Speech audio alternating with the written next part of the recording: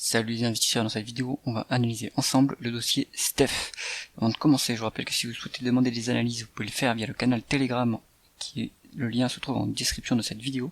Pensez à vous abonner à la chaîne pour ne pas rater les prochaines analyses, et restez bien jusqu'au bout pour avoir mon avis sur le groupe Steph. Alors, on commence tout de suite avec le cours de l'action. On voit qu'en 10 ans, il a fait entre x4 et x5. Donc ça, c'est intéressant. Est-ce que c'est toujours le moment de se positionner sur cette action? On voit qu'en termes de chiffre d'affaires, en médiane, on est sur une croissance très honorable de 5,5 et dernièrement, on est sur une croissance de 6,80, donc c'est pas mal. 2020, évidemment, on comprend pourquoi il y a une décroissance. On a eu 2 années d'attrapage en 2021 et en 2022.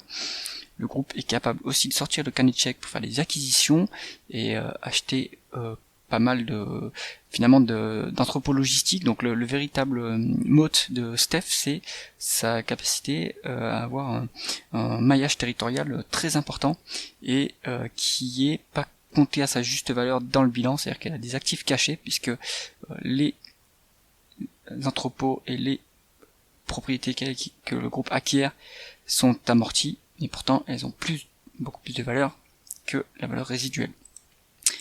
Continuons avec les taux de marge. On voit que le taux de marge brut est finalement en absolu assez faible sur cette industrie, ce n'est pas surprenant.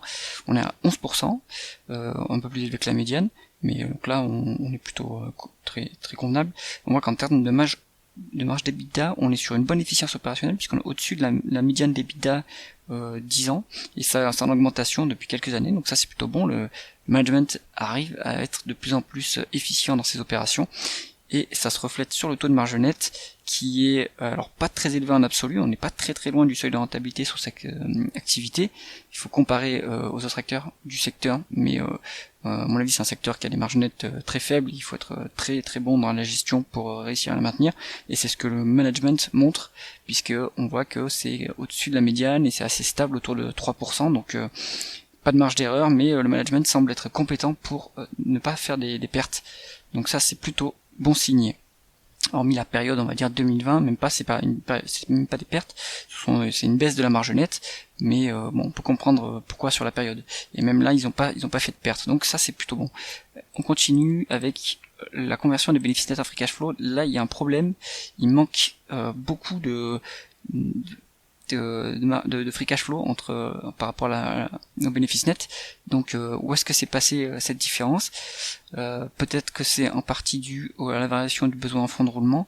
Il y a une bonne partie qui en vient, mais une petite partie qui en vient, mais ça peut aussi ça vient aussi d'autres éléments.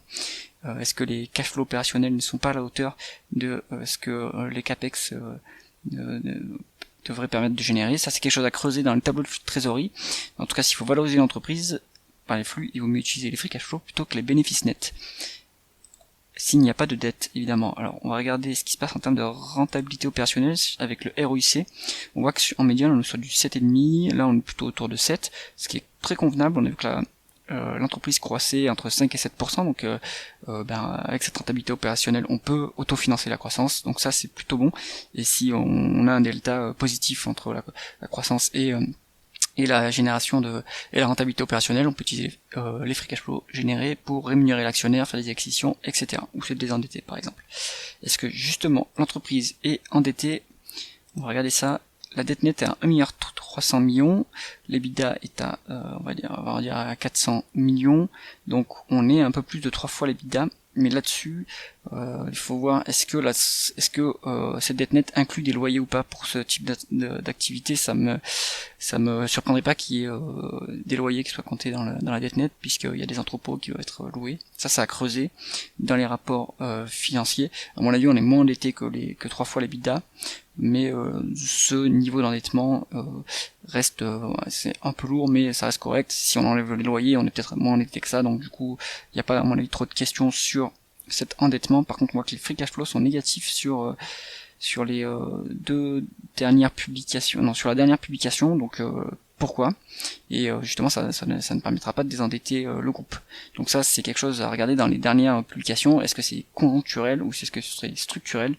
On voit que c'est en diminution depuis quand même quelques trimestres, quelques publications, donc là il faut clarifier le point. Est-ce que les free cash flow négatifs du coup alimente du retour à l'actionnaire. On va voir ça. Donc on est sur le dossier dividende croissant. Actuellement, on est sur un rendement du dividende qui est, on va calculer ça,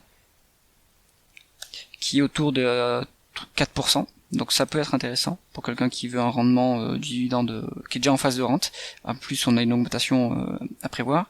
Donc par contre, les derniers free cash flow ne permettent pas de verser ce niveau de dividende. Donc est-ce qu'il va baisser? Ça reste à voir. Est-ce que les free cash flow sont conjoncturellement bas et du coup on pourra payer?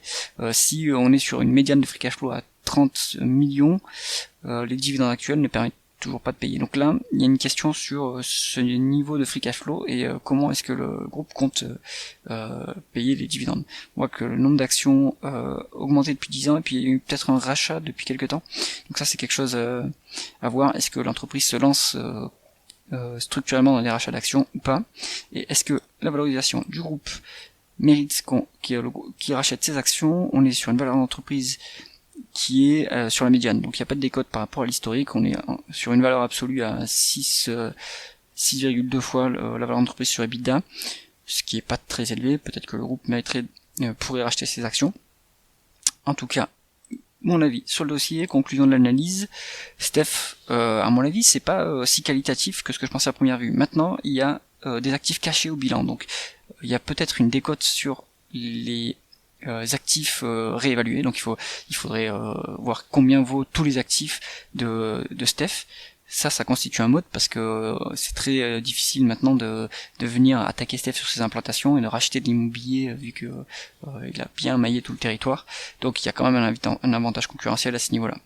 Maintenant, à mon avis, c'est quand même un dossier où il faut bien s'y connaître, il faut bien creuser parce que on est peut-être sur un niveau de valorisation un peu élevé.